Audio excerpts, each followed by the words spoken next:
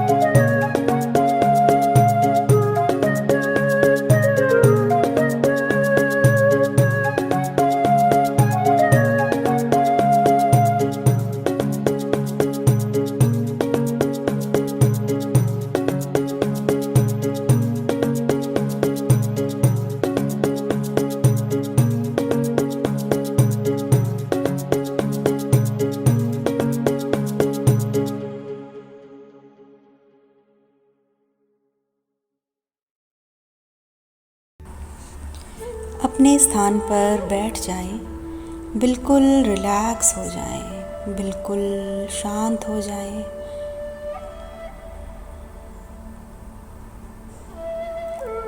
सांसों को बहुत गहरा हो जाने दें।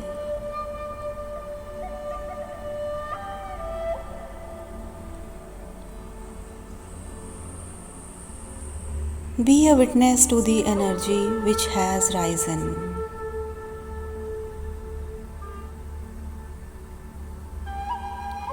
इस अतिरिक्त ऊर्जा को सहस्त्रार पर पहुंचाएंगे। केवल अपना अवधान, केवल अपना ध्यान सहस्त्रार पर लेकर जाएं। आपके ऐसा करने से जो यह ऊर्जा जागरण हुआ है, यह सहस्त्रार तक पहुंच जाएगा और हल्के स्पंदन के रूप में आप इसे महसूस कर पाएंगे।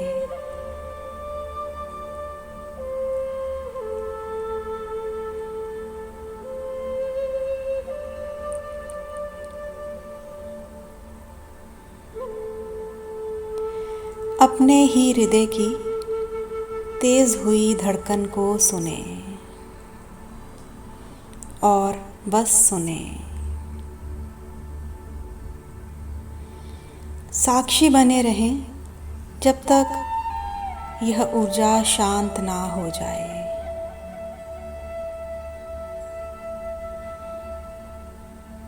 देखते रहें और बस देखते ही रहें।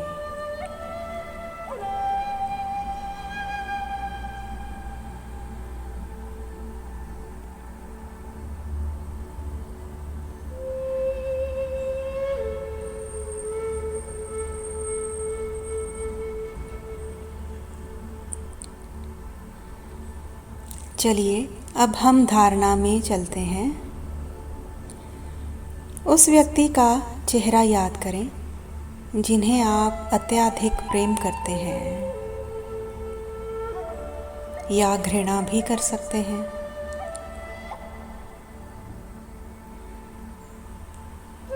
जिनके आने से आपका जीवन स्पंदित हुआ, खूबसूरत हुआ, जिनके साथ जीवन के बेहद महत्वपूर्ण क्षण आपने बिताए हैं, उनका चेहरा अपनी आंखों के आगे लेकर आए।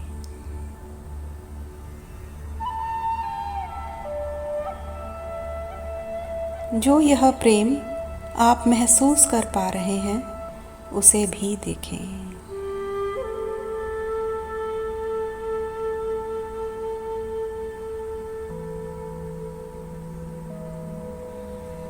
जो यह प्रेम में हल्की उत्तेजना है, उसे भी देखें।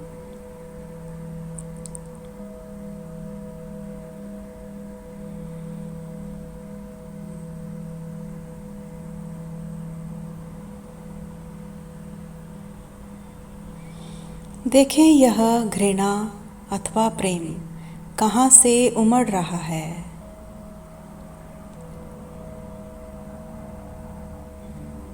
स्वयं पर लौट आए।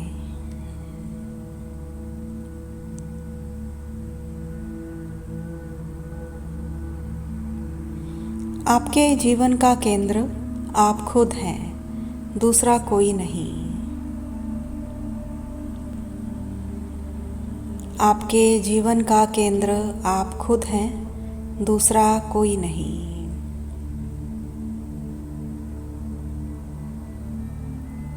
स्वयं की निर्विचार चैतन्य आत्मा को देखें।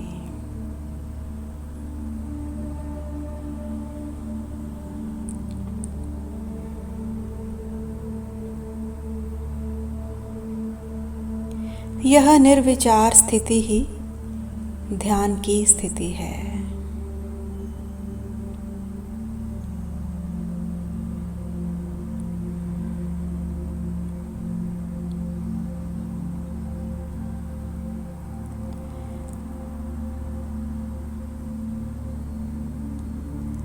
स्वयं की निर्विचार चैतन्य आत्मा को देखें।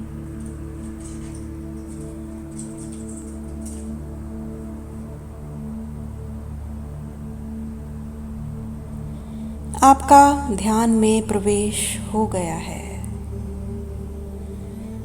अब आप अगर अपने स्थान पर लेटना चाहते हैं तो लेट जाएं, बैठे रहना चाहते हैं तो बैठे रहें।